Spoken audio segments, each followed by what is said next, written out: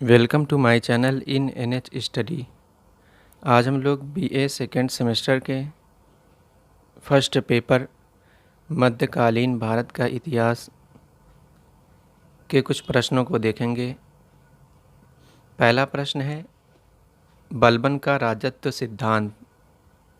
इसका उत्तर होगा बलबन राज्य को ईश्वर प्रदत्त संस्था मानता था। ईश्वर का प्रतिनिधि होने के कारण सुल्तान प्रजा द्वारा पूज्य है। सुल्तान के विरुद्ध बोलना, उसकी आज्ञा का उल्लंघन करना पाप है। सुल्तान की आज्ञा ईश्वर की आज्ञा है।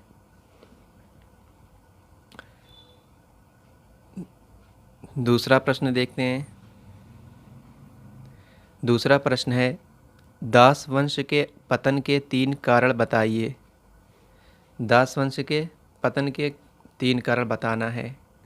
इसका उत्तर होगा दास वंश के पतन के कारण निम्नलिखित थे। नंबर 1 उत्तराधिकार के नियमों का अभाव। नंबर 2 स्वेच्छाचारी शासन। नंबर 3 सैन्य शक्ति पर आधारित शासन व्यवस्था। अगले प्रश्न की ओर बढ़ते हैं। अगला प्रश्न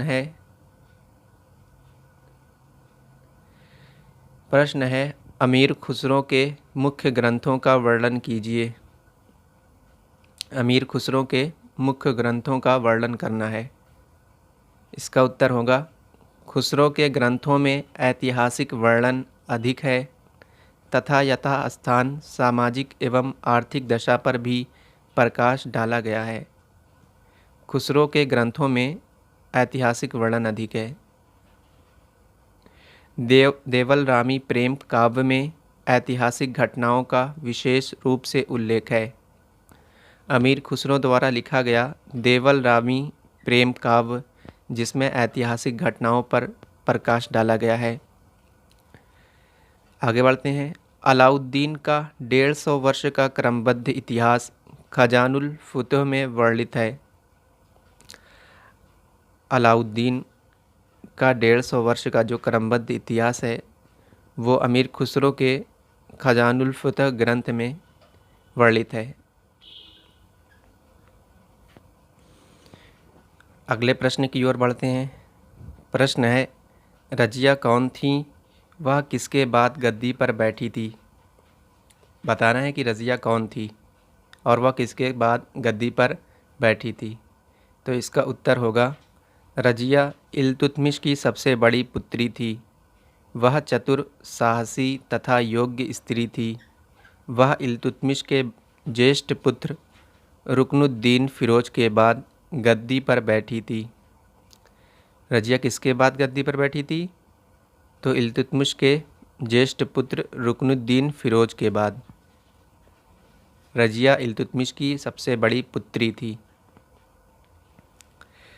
अगले प्रश्न की ओर बढ़ते हैं। प्रश्न है कुतुबुद्दीन ऐबक कौन था? उसने अपने को स्वतंत्र सुल्तान कब घोषित किया? बताना है कि कुतुबुद्दीन ऐबक कौन था और उसने अपने को स्वतंत्र सुल्तान कब घोषित किया था। इसका उत्तर होगा कुतुबुद्दीन ऐबक भारत में तुर्की साम्राज्य का प्रथम सुल्तान था। कुतुबुद्दीन ऐबक तुर्की साम्राज्य का प्रथम सुल्तान था जो भारत आया था। 1206 ईस्वी में गौरी की मृत्यु के बाद ऐबक ने अपने को स्वतंत्र सुल्तान घोषित कर दिया। कुतुबुद्दीन ऐबक ने किसके बाद अपने को स्वतंत्र सुल्तान घोषित किया? गौरी की मृत्यु के बाद। 1206 ईस्वी में गौरी की मृत्यु होती है।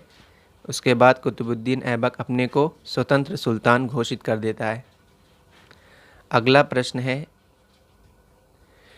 कुतुबुद्दीन ऐबक के 2 स्मारकों के नाम बताइए। प्रश्न है कुतुबुद्दीन ऐबक के 2 स्मारकों के नाम बताइए। इसका उत्तर होगा कुतुबुद्दीन ऐबक ने दिल्ली में कुब्बतुल इस्लाम एवं अजमेर में 2.5 दिन का झोपड़ा नामक 2 मस्जिदों का निर्माण कराया। कुतुबुद्दीन ऐबक को कला से भी प्रेम था। कुतुबुद्दीन ऐबक के 2 स्मारकों में कुब्बतुल इस्लाम जो दिल्ली में है और अजमेर में 2.5 दिन का झोपड़ा।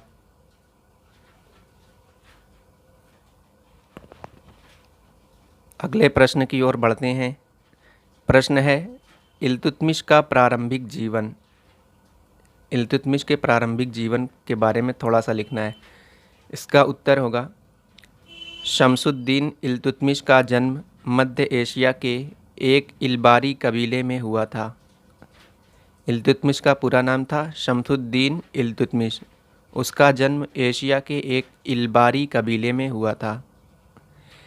इल्तुतमिश को जमालुद्दीन नामक व्यापारी ने दिल्ली लाकर कुतुबुद्दीन के हाथों बेचा था। कुतुबुद्दीन ने इल्तुतमिश को अमीरे शिकार बनाया और अपनी लड़की का विवाह करके बदायूं का शासक बना दिया। इल्तुतमिश का पूरा नाम शमसुद्दीन इल्तुतमिश। उसका जन्म एशिया के एक इल्बारी कबीले में हुआ था। इल्तुतमिश को जमालुद्दीन नामक व्यापारी ने दिल्ली लाकर कुतुबुद्दीन ऐबक के हाथों बेच दिया था। उसके बाद इल्तुतमिश ने अपनी लड़की का विवाह उससे करके उसको बदायूं का शासक बना देता है। अगले प्रश्न की ओर बढ़ते हैं। अगला प्रश्न है, तुर्काने चहलगानी। ये क्या है तुर्काने चहलगानी? इसका उत्तर है,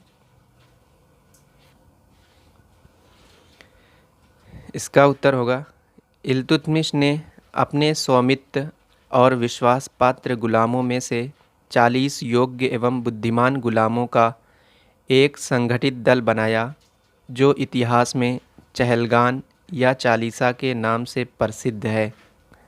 बलबन के काल तक आते आते इनका प्रभाव अधिक हो गया था, जो सुल्तान के लिए खतरा सिद्ध हो रहे थे। अतः बलबन ने इनका दमन किया। तुर्कान चहलगानी को किसने बनाया? तो इसका उत्तर होगा, इल्तुतमिश ने अपने कुछ विश्वास पात्र गुलामों में से 40 गुलामों को इकट्ठा करके उनका एक दल बनाया जिसको तुर्कान चहलगानी कहा गया। ये आगे चलकर इतने ताकतवर हो गए थे कि राजा के लिए खतरा सिद्ध होने लगे थे। अतः बलबन ने इनका दमन कर दिया था। प्रश्न कभी कभी पूछ लेता है कि तुर्कान चहलगानी का दमन किस सुल्तान ने किया था? तो इनका दमन बलबन ने किया था। आशा करते हैं कि हमारी ये वीडियो आपको पसंद आई होगी।